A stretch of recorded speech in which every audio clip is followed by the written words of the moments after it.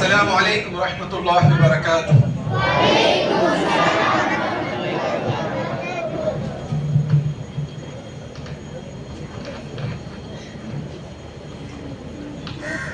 الله أكبر الله أكبر الله أكبر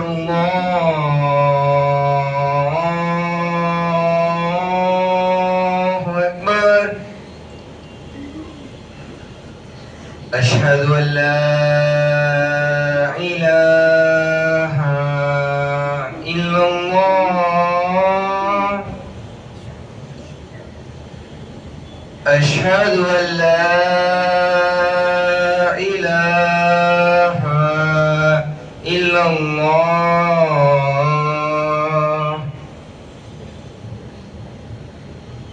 أشهد أن محمدا رسول الله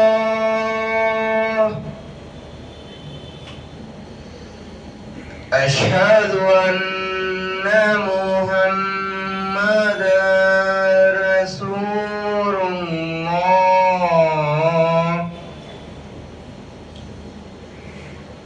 حي على الصلاة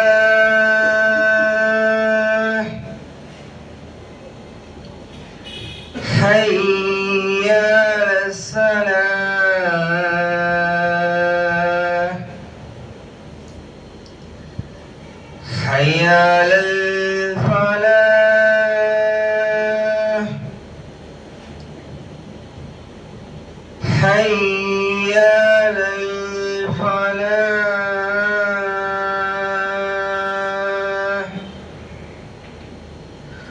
الله أكبر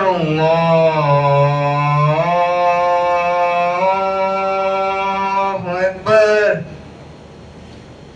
لا إله إلا الله.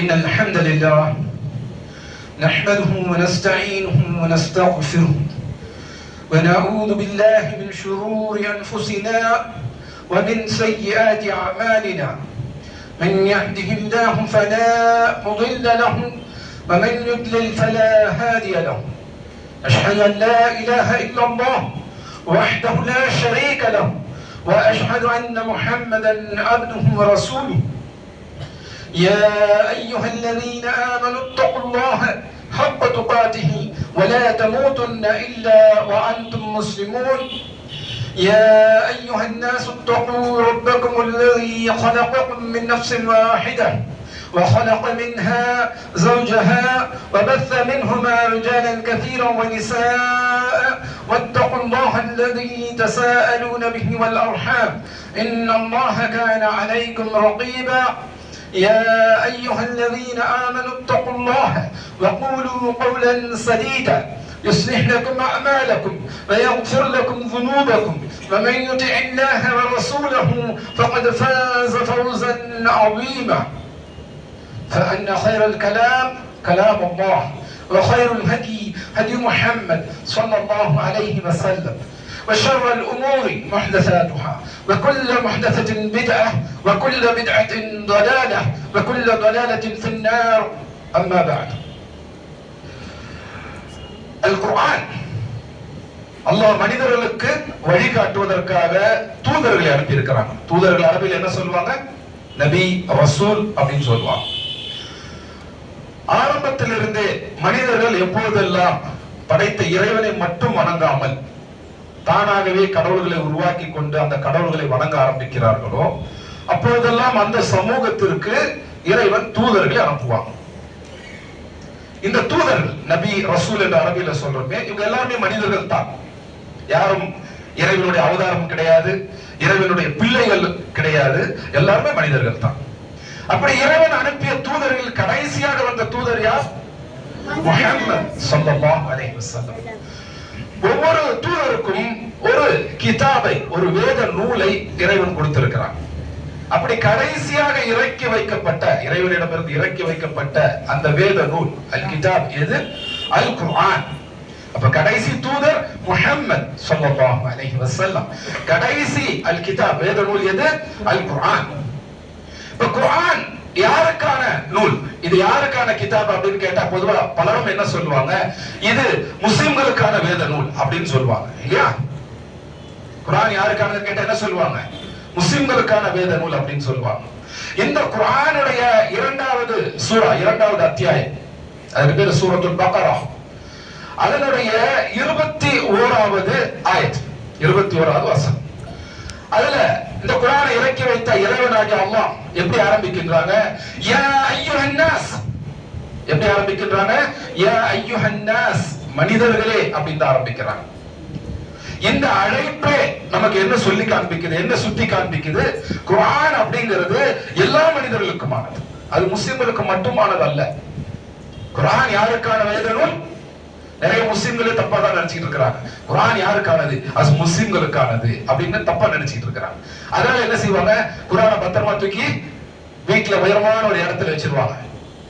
முஸ்லிம் அல்லாத மக்கள், ஒரு ஹிந்துவோ கிறிஸ்துவரோ பௌத்தரோ சீக்கியரோ குர்ஆனை நாங்க படிக்கணும் அப்படின்னு கேட்டாலும் கூட இல்ல நாங்க மத்தவங்களுக்கு கொடுக்க கூடாது அப்படின்னு எல்லாம் தவறாக விளங்கி கொண்டு இருக்கக்கூடிய முஸ்லிம்கள் நிறைய பேர் இருக்கிறாங்க.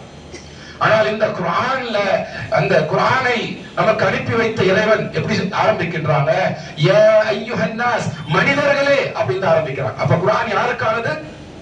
எல்லா மனிதர்களுக்குமானது. அது முஸ்லிம்களுக்கானது மட்டுமல்ல, ஒவ்வொரு மனிதனுக்குமானது குர்ஆன். அந்த மனிதர்களை என்று அழைத்து இறைவன் என்ன சொல்றாங்க? யா அய்யுஹன் நாஸ் உபுது ரப்பக்கும் அல்லதீ خلقكم والذين من قبلكم لعلكم تتقون. மனிதர்களே உபுது ரப்பக்கும், உங்களை படைத்து ரட்சித்துக் கொண்டிருக்கக்கூடிய அந்த இறைவனை மட்டுமே நீங்கள் வணங்குங்கள். இப்ப மனிதர்கள் யாரை வணங்கணும்? யாரை வணங்கணும்? நாமே நம்ம கைகளால் செய்து கொண்ட சிலைகளை வணங்குவது அல்ல, அல்லது இயற்கை வணங்குவது அல்ல. இன்னைக்கு இயற்கை வணங்குறாங்க இல்லையா? மரத்தை வணங்குறாங்க, மலையை வணங்குறாங்க, மண்ணை வணங்குறாங்க இல்லையா? இதெல்லாம் என்ன? இறைவன் படைத்தது. ஆறுகளை வணங்குறாங்க, குளங்களை வணங்குறாங்க, கடலை வணங்குறாங்க. இதெல்லாம் கடவுள்கள் என்று மனிதர்கள் சொல்லிக் கொள்கிறார்கள். ஆனா இது எதுவுமே கடவுள் அல்ல, எதுவுமே இறைவன் அல்ல. இது எல்லாமே இறைவனுடைய படைப்பு. பிற மனிதர்களை கூட வணங்குறாங்க. அவர் தெய்வ வம்சம் பொருந்தியவர் அப்படின்னு எல்லாம் சொல்லி பிற மனிதர்களை வணங்குறாங்க. மனிதர்களும் இறைவனுடைய படைப்பு தான். அப்ப எந்த படைப்பையும் வணங்குவது அல்ல. யாரை வணங்கணும்? எல்லாவற்றையும் படைத்த இறைவன், அந்த ஒரு இறைவனை மட்டும் தான் வணங்க வேண்டும். அப்ப எல்லாவற்றையும் படைத்த, எல்லா மனிதர்களையும் படைத்த அந்த இறைவன் அந்த மனிதர்களை அழைத்து சொல்றாங்க, யா அய்யுஹன் நாஸ் உபுது ரப்பக்கும், மனிதர்களே உங்களை படைத்து உங்களுக்கு தேவையான எல்லாவற்றையும் கொடுத்து ரட்சித்துக் கொண்டிருக்கக்கூடிய அந்த இறைவனை மட்டுமே நீங்கள் வணங்குங்கள். அல்லதீ خلقكم والذين من قبلكم, அந்த இறைவன் தான் உங்களை படைத்தார்கள். உங்களை மட்டுமல்ல, உங்களுக்கு முன் இருந்த அத்தனை மனிதர்களையும் படைத்தது அந்த ஒரே இறைவன் தான். இப்ப நம்மள ஒரு இறைவன் படைக்கிறாங்க, நமக்கு முன் இருந்தவங்களை வேற ஒரு இறைவன் படைத்தாங்கன்னு இல்ல. ஒவ்வொரு மனிதன், முதல் மனிதனிலிருந்து கடைசி மனிதன் வரை ஒவ்வொரு படைப்பையும், முதல் படைப்பிலிருந்து கடைசி படைப்பு வரை யார் படைச்சது? அந்த ஒரே இறைவன் தான். அப்ப வணங்குவதற்கு தகுதியானவர் யார்? ஏன்னா வணங்கப்படுறதுக்கும் தகுதியான ஒன்று தேவை. ஒரு கல்லை நான் வணங்க முடியாது, அது வணங்கப்படுவதற்கு தகுதியானது அல்ல. ஒரு மரத்தை நான் வணங்க முடியாது, அது வணங்கப்படுவதற்கு தகுதியானது அல்ல. சூரியனை கூட வணங்க முடியாது, ஏன்னா சூரியனும் கூட படைப்பு தான், இறைவனுடைய படைப்பு தான். சூரியனிலிருந்து சூரிய வெளிச்சம் வருது, அந்த சூடு வருது. இதன் காரணமாக பூமிக்கு பல பலன்கள் இருக்குது. அதனால நான் சூரியனை வணங்குவேன் என்று சொல்ல முடியாது, அதுவும் கூட இறைவனுடைய படைப்பு தான். மனிதர்கள் எதிலிருந்தெல்லாம் பலன் பெற்றுக் கொள்கிறார்களோ அத்தனையுமே எது? அத்தனையுமே இறைவனுடைய படைப்புகள் தான். இது அத்தனையும் படைத்த அந்த இறைவன் மட்டும் தான் வணங்குவதற்கு தகுதியானவன். அப்ப வணங்குவதற்கு என்ன தகுதி இருக்குது? ஒரு மனிதன் என்னை வணங்குங்கள் என்று சொன்னால் என்ன சொல்லுவோம்? வணங்கப்படுவதற்கு என்று தகுதி இருக்கிறது, அந்த தகுதி உனக்கு இல்லை. அல்லது ஒரு மனிதர் நீங்க சூரியனை வணங்குங்க, இந்த மலையை வணங்குங்கள், இந்த மரத்தை வணங்குங்கள், இந்த பூமியை வணங்குங்கள் அப்படின்னு சொன்னா என்ன சொல்லுவோம்? வணங்கப்படுவதற்கு என்ன தகுதி இருக்கு? நான் கடவுள் என்று சொல்வதற்கு ஒரு தகுதி வேண்டும். அந்த தகுதி எது? எல்லாவற்றையும் படைப்பது, படைத்த எல்லாவற்றையும் தொடர்ந்து ரட்சித்துக் கொண்டு இருப்பது, படைத்தவருக்கு தேவையானது எதுவோ அத்தனையும் கொடுத்துக் கொண்டிருப்பது, அதுதான் கடவுள் என்பதற்கான தகுதி. அப்ப அந்த தகுதி யாருக்கு இருக்கு? எல்லாவற்றையும் படைத்து அந்த படைப்புகளுக்கு தேவையான எல்லாவற்றையும் தொடர்ந்து கொடுத்துக் கொண்டிருப்பவர்கள். அவனுக்கு தான் அரபியில ரப் என்று சொல்லுவாங்க. ரப்னா என்ன? வெறும் படைப்பவர் மட்டுமல்ல. இறைவனுடைய பெயர்கள்ல ஒன்று ரப். ரப் என்ற அரபி வார்த்தைக்கு என்ன அர்த்தம்? படைப்பாளர் என்று மட்டும் அர்த்தம் இல்ல, கிரியேட்டர் அப்படிங்கிறது மட்டும் அர்த்தம் இல்ல. அதுக்கு அரபியில ஹாலிக் அப்படின்னு சொல்லுவாங்க. ரப் என்றால் என்ன? ஒரு விஷயத்தை ஒன்றும் இல்லை என்ற நிலையில் இருந்து உருவாக்குவது. நத்திங். நம்ம முன்னாடி என்ன பார்த்தோம்? ஒன்றும் இல்லை. நம்ம படைத்து உருவாக்குறாங்க. நத்திங்ல இருந்து ஒரு சம்திங் வருது, நம்ம உருவாகும். அப்ப அந்த படைப்பு உருவாக்குறது மட்டுமல்ல, நமக்கு தேவையானதை தொடர்ந்து கொடுத்து கொண்டே இருப்பது, நம்முடைய இறுதி வரை, நம்முடைய முழுமை வரை கொண்டு செல்வது, அதுதான் ரப். அப்ப ரப்புங்கிறது என்ன? வெறும் படைப்பவன் மட்டுமல்ல, நம்மை உருவாக்கி நமக்கு தேவையான எல்லாவற்றையும் ஒவ்வொரு நிலையில, ஒவ்வொரு ஸ்டேஜ் பை ஸ்டேஜ் அப்படியே கொடுத்து நம்முடைய கடைசி வரை, நம்முடைய இறுதி வரை கொண்டு போவது. நம்ம சொர்க்கத்துக்கு போமா, சொர்க்கம் வரைக்கும் நமக்கு தேவையான கொடுக்கிறது. அல்லது நம்ம பாவம் செய்து தண்டனைக்கு உரியவர்கள் ஆயிட்டமா நரகத்துக்கு கொண்டு செல்வோம், அதுவும் கூட இறைவனுடைய படைப்பு தான். அதுவும் கூட ரப்பு என்பதனுடைய அர்த்தம் தான். அப்ப கடவுள் அப்படிங்கிறதுக்கு ஒரு தகுதி இருக்கணும். அந்த தகுதி எது? ரப்பாக இருப்பதுதான் கடவுளுக்கான தகுதி. நம்மை படைத்து நமக்கு தேவையான எல்லாவற்றையும் தொடர்ந்து கொடுத்துக் கொண்டு வருவது, நம்முடைய இறுதி வரை, நம்முடைய முழுமை வரை தொடர்ந்து கொடுத்துக் கொண்டு இருப்பது, அதுதான் ரப்பாக இருப்பதற்கு தகுதி. யார் ரப்பாக இருக்கின்றார்களோ, நம்மை படைத்து தொடர்ந்து நமக்கு தேவையான எல்லாவற்றையும் கொடுத்துக் கொண்டு இருக்கிறார்களோ, அவர்கள் மட்டும்தான் வணங்கப்படுவதற்கு தகுதியானவர்கள். அதே ஒரே இறைவன். எந்த இறைவன் நம்மை படைத்தாரோ அந்த இறைவன் தான் நமக்கு தேவையான எல்லாவற்றையும் கொடுத்துக் கொண்டிருக்கிறான். அந்த இறைவன் மட்டும்தான் வணங்கப்படுவதற்கு தகுதியானவன். அந்த இறைவன் தான் எல்லா மனிதர்களையும் படைத்தாங்க. முஸ்லிம்களை ஒரு கடவுள், இந்துக்களை ஒரு கடவுள், கிறிஸ்தவர்களை ஒரு கடவுள், சீக்கியர்களை ஒரு கடவுள், பௌத்தர்களை ஒரு கடவுள், கடவுளையே நம்பாதவர்களை இன்னொருவர், அப்படியெல்லாம் யாரும் படைக்கல. யாரும் தானாக உருவெடுத்து வரல. எல்லா மனிதர்களையும், ஒட்டுமொத்த மனித சமுதாயத்தையும் படைத்தது ஒரே இறைவன், ஒரே கடவுள். அப்ப அந்த கடவுள் மனிதர்களுக்கு வழிகாட்டுவதற்காக பல தூதர்களையும் பல வேத நூல்களையும் அனுப்பிய அந்த கடவுள் மனிதர்களை அழைத்து சொல்றாங்க, மனிதர்களே, உங்களை படைத்து உங்களுக்கு தேவையான எல்லாவற்றையும் கொடுத்துக் கொண்டிருக்கக்கூடிய அந்த இறைவனை மட்டுமே நீங்கள் வணங்குங்கள். உங்களையும் உங்களுக்கு முன்னிருந்தவரையும் அந்த கடவுள் தான், அந்த இறைவன் தான் படைத்தார். அப்படி அந்த இறைவனை வணங்குவதால் என்ன கிடைக்கும்? லஅல்லக்கும் தத்தகூன். இதன் மூலமாக தத்தகூன், நீங்கள் தக்வா உடையவராக ஆகலாம். தக்வா அப்படின்னா என்ன? தக்வா என்ற அரபி வார்த்தையை பொதுவாக தமிழ்ல மொழிபெயர்க்கும் போது இறை அச்சம், இறைவனுடைய பயம் அப்படின்னு மொழிபெயர்க்கிறாங்க. ஃபியர் ஆஃப் காட் அல்லது fear and consciousness of God அப்படின்னு மொழிபெயர்க்கிறாங்க இங்கிலீஷ்ல. தக்வா என்பது இறை அச்சம் அப்படின்னு மொழிபெயர்க்கிறாங்க. குர்ஆன்ல ஹவுஃப் என்ற வார்த்தை இருக்கு. ஹவுஃப்னால என்ன? இறை அச்சம் தான். ஹஷ்யா என்ற வார்த்தை இருக்கு, அதுக்கும் அச்சம், பயம் அப்படின்னு தான் அர்த்தம். அப்போ ஹவுஃப், ஹஷ்யா, தக்வா எந்த வகையில வித்தியாசப்படுது? தக்வா என்பது என்ன அப்படின்னா மனசுல இருக்கிற பயம் மட்டுமல்ல. சில பேருக்கிட்ட பார்த்து நீங்க அல்லாஹ்வுக்கு பயந்து இருங்க, தக்வாவோட இருங்க அப்படின்னு சொன்னா என்ன சொல்லுவாங்க? என் பயம் உள்ள இருக்குது, நீங்க எனக்கு சொல்ல தேவையில்லை அப்படின்னு சொல்லுவாங்க. கவனிச்சிருக்கிறீங்களா? ஆனா தக்வா என்பது மனதில் இருக்கக்கூடிய பயம் மட்டுமல்ல. தக்வா என்பது பேச்சில வெளிவரும். இறைவனுடைய பயம் என்பது மனசுல மட்டும் இருக்கிறது இல்ல, அது மனிதனுடைய பேச்சில வெளிவரும், அது மனிதனுடைய செயல்ல வெளிவரும். அப்படியெல்லாம் வந்தால் தான் அது தக்வா. தக்வாங்கிறது என்ன? தக்வா என்ற வார்த்தை வகா, விகாயா அப்படிங்கிற வார்த்தைகள்ல இருந்து வருது. அதுக்கு என்ன அர்த்தம் அப்படின்னா, நம்ம எதை பார்த்து பயப்படுறோமோ, எது நம்மை தாக்க கூடாது என்று பயப்படுறோமோ, அதற்கும் நமக்கும் நடுவில் ஒரு தடுப்பு ஏற்படுத்திக் கொள்வது, ஒரு பாதுகாப்பை ஏற்படுத்திக் கொள்வது, அதான் தக்வா. நம்ம எதுக்கு பயப்படுறோம்? இறைவனுடைய தண்டனைக்கு பயப்படுகின்றோம். மனுஷன் எவ்வளவு தப்பு செஞ்சாலும் என்னைக்காவது ஒரு நாள் இறைவன் நம்மை தண்டித்து விடுவார் அப்படின்னு பயப்படுறாங்க இல்லையா? அந்த தண்டனை எது? இந்த உலகத்திலும் தண்டனை இருக்கலாம், இறுதியாக உறுதியாக நரகத்துடைய தண்டனை என்பது ஒன்று இருக்கும். அப்ப இறைவனுடைய தண்டனைக்கு நம்ம பயப்படுறோம். அப்ப அந்த தண்டனையில வந்து நம்மை காப்பாற்றிக் கொள்வதற்கு ஒரு தடுப்பை ஏற்படுத்திக் கொள்கின்றோம். அதுதான் தக்வா. அந்த தடுப்பை எப்படி ஏற்படுத்துறது? இறைவன் நம்மை தண்டிக்க நினைத்தால் நம்மால் அதை தடுக்க முடியுமா? அந்த சக்தி நமக்கு இருக்குதா? அந்த வலிமை நமக்கு இருக்குதா? கிடையாது. இறைவனுடைய தண்டனையிலிருந்து எப்படி நம்மை காப்பாற்றிக் கொள்வோம். எப்படி ஒரு தடையை ஏற்படுத்திக் கொள்வோம் அப்படின்னா, இறைவன் எதை செய்ய சொன்னாலும் அதை செய்யும். இறைவன் செய்ய சொன்னதெல்லாம் நல்லதுதான். அப்ப இறைவன் செய்ய சொன்ன அந்த நன்மைகள், கடவுள் செய்ய சொன்ன அந்த நன்மையான விஷயங்கள் எல்லாத்தையும் செய்யும். இறைவன் செய்யக்கூடாது என்று தடுத்த அத்தனை விஷயங்களை விட்டு விலகிவிட வேண்டும். எதெல்லாம் செய்யக்கூடாது என்று இறைவன் கடவுள் தடுத்திருக்கிறாங்களோ அது அத்தனையுமே தீமையான பாவமான விஷயங்கள். அப்ப அது அத்தனையும் செய்யாமல் விட்டுவிட வேண்டும். அப்ப இறைவன் செய்ய சொன்ன விஷயங்களை செய்து, செய்யக்கூடாது என்று சொன்ன விஷயங்களை விட்டு விலகி இருப்பது, இறைவனுக்கு பயந்து அதை செய்வது, அதுக்கு பேர் தான் தக்வா. தக்வானா என்ன? இறைவனுடைய பயம் என்று சொல்றாங்க இல்லையா? இறைவனுடைய பயம்ங்கிறது மனசுல மட்டும் இருக்கிறது இல்ல. தப்பான விஷயங்களை நினைக்க கூடாது, சரியான விஷயங்கள் நினைக்க வேண்டும். இதுல இருந்து ஆரம்பிக்கும். அடுத்தது பேச்சில் அது வெளிப்படும். எப்படி வெளிப்படும்? நல்ல விஷயங்களைத்தான் பேச வேண்டும், கெட்ட விஷயங்களை பேசக்கூடாது. அதே போல நம்முடைய செயல்கள் அது வெளிப்படும். நல்ல செயல்களைத்தான் செய்ய வேண்டும், கெட்ட செயல்களை செய்யக்கூடாது. இதெல்லாம் செயல்கள் தான் தக்வா. இதையெல்லாம் செய்யும் பொழுது இறைவனுடைய தண்டனைக்கும் நமக்கும் இடையில் ஒரு தடுப்பை நாம் ஏற்படுத்திக் கொள்வோம். இறைவன் யாரை தண்டிப்பான்? நல்ல செய்யறவங்க தண்டிப்பாங்களா? இல்ல, கெட்டது செய்யறவங்க தான் தண்டிப்பான்.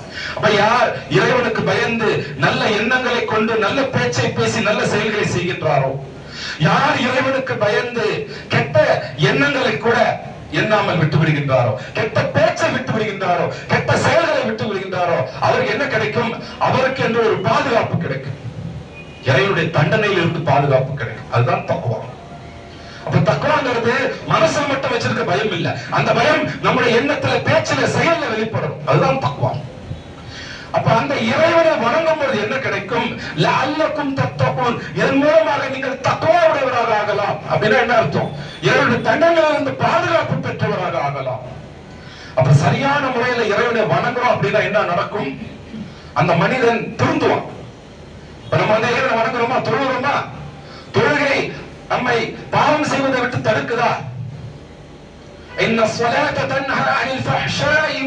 நிச்சயமாக தொழுகை என்பது மறைமுகமாக, ரகசியமாக நீங்கள் செய்யக்கூடிய பாவங்களை விட்டும், வெளிப்படையாக எல்லோரும் தெரியும் என்றும் செய்யக்கூடிய பாவங்களை விட்டும் உங்களை தடுக்கும். அப்ப இபாதத், இறைவனை வணங்குவது என்பது பாவம் செய்வதை விட்டு தடுக்க வேண்டும். அதுதான் சரியான வணக்கம். நீ பார்ப்போம், சில பேர் வந்து பள்ளிவாசல்ல போய் தொழுவாங்க, ஆனால் பாவங்களை செய்வாங்க. அப்ப அவங்களுடைய தொழுகை சரியானதாக இருக்குதா? இல்ல. தொழுகை சரியானதாக இருந்தால் அது பாவங்களை விட்டு தடுக்கும். தொழுகை சரியானதாக இல்லை என்றால் அது பாவங்களை விட்டு தடுக்காது. அப்ப ஒருத்தர் பாவத்தை தொடர்ந்து செய்து கொண்டே இருக்கிறார் அப்படின்னா என்ன அர்த்தம்? அவர் சரியான முறையில் இறைவனை வணங்கவில்லை, சரியான முறையில் இறைவனுக்கு பயப்படவில்லை அப்படின்னு அர்த்தம். எல்லா பாவத்தை செஞ்சுட்டு நான் பள்ளிவாசல்ல போய் தொழுவிட்டா இறைவனை மன்னிச்சிருவாரா அப்படின்னு கேட்டா இல்ல. தொழுகை என்பது பாவத்தை தடுக்கக்கூடியது, இறைவனை வணங்குவது என்பது பாவத்தை தடுக்கக்கூடியது. யார் இறைவனை வணங்குறாங்க ஆனால் பாவத்தை விட்டு விலகலையோ அவங்க சரியான முறையில் இறைவனை வணங்கல, சரியான முறையில் இறைவனுக்கு பயப்படவில்லை. இப்ப மனிதர்கள் அழைத்து இறைவனை என்ன சொல்றாங்க? யா அய்யுஹன்னாஸ் உஅ்புது ரப்பக்கும் அல்லதீ خلقكم வல்லதீன மின் கப்லிக்கும் லஅல்லக்கும் தத்தகூன். மனிதர்களே என்று எல்லா மனிதர்களையும் அழைத்து, முஸ்லிம்களை அழைக்கல, மனிதர்களே என்று எல்லா மனிதர்களையும் அழைத்து இறைவன் என்ன சொல்றாங்க? உங்களை படைத்து உங்களுக்கு தேவையானது எல்லாவற்றையும் கொடுத்துக் கொண்டிருக்கக்கூடிய அந்த இறைவனை மட்டுமே நீங்கள் வணங்குங்கள். அந்த இறைவன் தான் உங்களையும் உங்களுக்கு முன்னிருந்த எல்லாரையும் படைத்தார்கள். அந்த இறைவனை வணங்குவதன் மூலமா என்ன கிடைக்கும்? இறைவனுடைய தண்டனையில இருந்து பாதுகாப்பு கிடைக்கும். அது எப்படி கிடைக்கும்? இறைவனுக்கு பயந்து நல்ல செயல்களை செய்ய வேண்டும், இறைவனுக்கு பயந்து தவறான செயல்களை விட்டு விலகிட வேண்டும். அப்படி யார் செய்யறாங்களோ அவங்களுக்குத்தான் இறைவனுடைய தண்டனையில இருந்து, நரகத்தில் இருந்து பாதுகாப்பு கிடைக்கும். குர்ஆனுடைய முதல் கட்டளை இதுதான். குர்ஆன்ல பாத்தீங்கன்னா முதல் அத்தியாயம், முதல் சூரா எது? அல்ஹம்து சூரா, சூரத்துல் ஃபாத்திஹா. அதுல 7 ஆயத், 7 வசனங்கள் இருக்கு. அதுல எந்த கட்டளையும் இல்லை. இறைவனை பற்றி நமக்கு சொல்லுது. அதுக்கப்புறம் இறைவன்ட்ட ஒரு பிரார்த்தனை, ஒரு துவா, அவ்வளவுதான், முடிஞ்சிச்சு முதல் அத்தியாயம். இரண்டாவது அத்தியாயம், இரண்டாவது சூரா, இதுல 286 ஆயத், 286 வசனங்கள் இருக்கின்றன. அதுல முதல் 20 வசனங்கள்ல எந்த கட்டளையும் கிடையாது. இப்ப நம்ம பார்த்துட்டு இருக்கிறது 21வது ஆயத், 21வது வசனம். இதுலதான் குர்ஆனுடைய முதல் கட்டளை வருது. முதல் கட்டளை எது? உங்களை படைத்த இறைவனை மட்டுமே நீங்கள் வணங்குங்கள். இதுதான் முதல் கட்டளை. நீங்க தொழுங்க, நோன்பு நோக்குங்க, இதெல்லாம் அதை தொடர்ந்து வரக்கூடிய விதம். முதல் கட்டளை செய்யுங்க என்ற அந்த முதல் கட்டளை எது? அந்த இரண்டாவது சூறாவுடைய 21வது ஆயத்து 21வது வசனத்துல வந்ததுதான். எதை செய்யணும்? முதல் கட்டளை, மனிதனுக்கான முதல் கட்டளை எது? உங்களை படைத்த இறைவனை மட்டுமே வணங்குங்கள். மனிதனுக்கான இரண்டாவது கட்டளை அதுக்கு அடுத்த ஆயத்துல, அடுத்த வசனத்துல 22வது ஆயத்துல வருது. அது என்ன? அதுதான் நம்ம குத்பாவுடைய அடுத்த பகுதியில் பார்ப்போம் இன்ஷா அல்லாஹ்.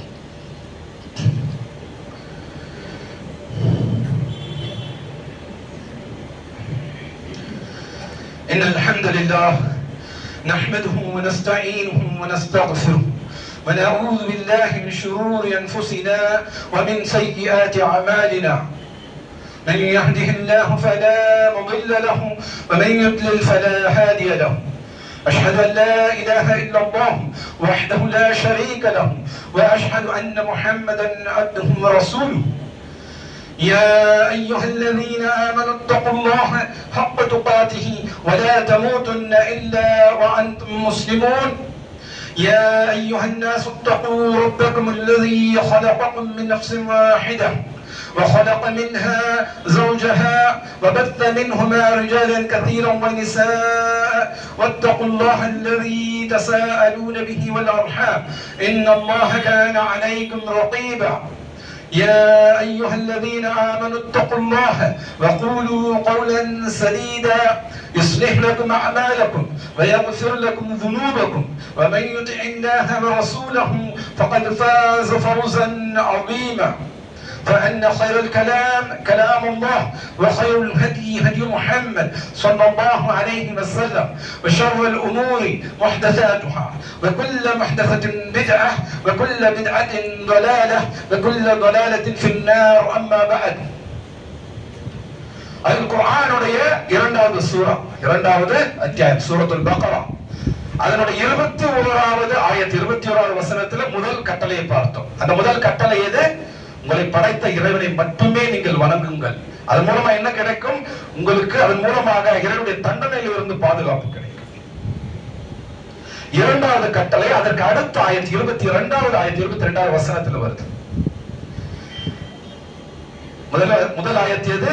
يا أيها الناس اعبدوا ربكم الذي خلقكم والذين من قبلكم لعلكم تتقون الذي جعل لكم الأرض فراشا. هذا இரண்டாவது ஆயத்துடைய ஆரம்பம். الذي جعل لكم, உங்களுக்காக இறைவன் ஏற்படுத்தினான். இறைவன் என்ன ஏற்பாடு நமக்காக செஞ்சிருக்கிறாங்க? الذي جعل لكم الأرض فراشا والسماء بناء وأنزل من السماء ماء فأخرج به من الثمرات رزقا لكم فلا تجعلوا لله أندادا وأنتم تعلمون. இறைவன் என்ன சொல்றாங்க? உங்களுக்கு செய்த விஷயங்கள் என்று 4 விஷயங்களை வரிசையாக சொல்றாங்க. அல்லதி ஜஅல லக்கும், உங்களுக்காக செய்தது. அப்ப மட்டும் மிருகங்களுக்காக அல்லது மரங்கள் செடிகள் அதற்காக செய்ததை பற்றி அல்லாஹ் இங்க சொல்லல. மனிதர்களே என்று அழைத்து, மனிதர்களே இந்த பூமியில் உங்களுக்காக என்ன செய்திருக்கிறோம் என்பதை அல்லாஹ் சொல்றான், இறைவன் சொல்றாங்க. நிறைய விஷயங்கள் இருக்கின்றன. அதில் 4 அடிப்படையான விஷயங்களை சொல்றான். அந்த 4 விஷயங்கள் என்ன? அல்லதி ஜஅல லக்கும் அல்-அர்த ஃபிராஷன், இந்த பூமியை நீங்கள் வசிப்பதற்கு தகுந்த இடமாக ஆக்கி வைத்துள்ளோம். நீங்கள் ஓய்வெடுப்பதற்கு தகுந்த இடமாக ஆக்கி வைத்துள்ளோம். இல்லையா? பூமியில மனிதர்கள் வசிப்பதற்கு, மனிதர்கள் நிம்மதியாக வாழ்வதற்கு தேவையான இடங்கள் இருக்கின்றன. அதை யார் ஆக்குனது? இறைவனாக, அந்த நம்மை படைத்த அந்த ரப்பு ஆகிய அந்த அல்லாஹ். அந்த கருத்து என்ன சொல்றாங்க? வஸ்ஸமாஇ பினாஅன், வானத்தை உயர்த்தி உங்களுக்கான ஒரு கூரையாக நாம் ஆக்கி வைத்தோம். பூமியை நம்ம வாழறதுக்கான ஒரு வசதியான இடமாக ஆக்கி வைத்தார்கள். அதற்கடுத்து வானத்தை உயர்த்தி அதை வலுவான ஒரு கூரையாக ஆக்கி வைத்தார்கள். இந்த வானத்தை பற்றி சயின்ஸ், விஞ்ஞானம்ங்கிறது சரியான முறையில் அறியல. ஏன்னா வானம் ரொம்ப உயரத்தில் இருக்கு. மனிதர்களுடைய அந்த கண்டுபிடிப்புகள் இன்னும் அந்த அளவுக்கு செல்லவில்லை. இந்த வானம் எப்படி இருக்கு? வானத்தை படைத்த இறைவன் சொல்றாங்க அது வலுவானது, வலுவான ஒரு முகடு போன்று உள்ளது. எப்படி இந்த தரை என்பது வலுவாக இருக்குதோ, தரைக்கு மேல் உள்ள கூரை வலுவானதாக இருக்கிறதோ, அதே போல் நம்ம எல்லாருக்கும் மேல் இருக்கக்கூடிய அந்த வானம் வலுவான ஒரு முகடாக இருக்கின்றது. இந்த வானத்தை மேல உயர்த்தி அதை வலுவான ஒரு கூரையாக நமக்கு இறைவனாக்கி வைத்தார்கள். அந்த வானத்தில் திசையில் இருந்து, அந்த மேகத்தில் இருந்து நமக்கு என்ன வருது? நீர் வருகின்றது. மழை பெய்யுது இல்லையா? மழை பெய்யலன்னா என்ன ஆகும்? பூமியில தண்ணீர் இருக்காது, தண்ணீர் பஞ்சம் ஏற்படும், சாப்பிடறதுக்கு எதுவும் வராது. வானத்துடைய திசையில் இருந்து மேகங்கள் இருந்து மழையை பொழிய வைத்து இதன் மூலமாக உங்களுக்கு தேவையான அந்த பொருட்கள், உணவுப் பொருட்கள், பழங்கள் எல்லாவற்றையும் பூமியில் இருந்து வெளியே கொண்டு வருகின்றார்கள். அப்ப இறைவன் நமக்கு என்ன செஞ்சாங்க வரும்போது 4 அடிப்படையான விஷயங்களை பட்டியலிடுறாங்க. ஒன்று, இந்த பூமியை நாம் வாழ்வதற்கு தகுதியான இடமாக ஆக்கி வைத்தது. வானத்தை நம் மேல் உயர்த்தி நமக்கு ஒரு கூரையாக ஆக்கி வைத்தது. அது வானத்துடைய திசையிலிருந்து மேலிருந்து மழையை பொழிய வைத்து அதன் மூலமாக பூமியிலிருந்து மரம், செடி, கொடிகள், அதிலிருந்து காய்கறிகளையும் பழங்களையும் நாம் உண்ணக்கூடிய எல்லா பொருட்களையும் நமக்கு தேவையான எல்லாவற்றையும் கொண்டு வந்தது. இது அத்தனை செய்தது யார்? நம்ம அத்தனை பேரையும் படைத்த இறைவன், இந்த எல்லாவற்றையும் படைத்த இறைவன். அதற்கு அடுத்தது இறைவன் சொல்றாங்க,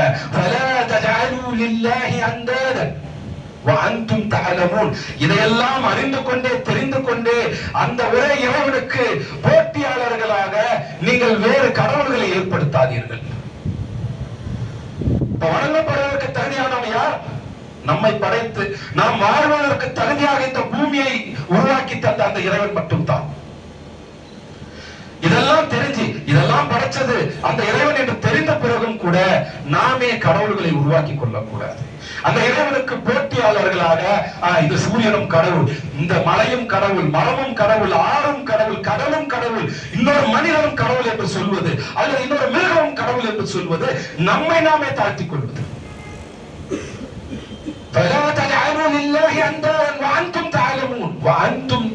நீங்கள் அறிந்து கொண்டே இதை பற்றிய அந்த அறிவு, இந்த கல்வி உங்களுக்கு தெளிவா இருக்குது.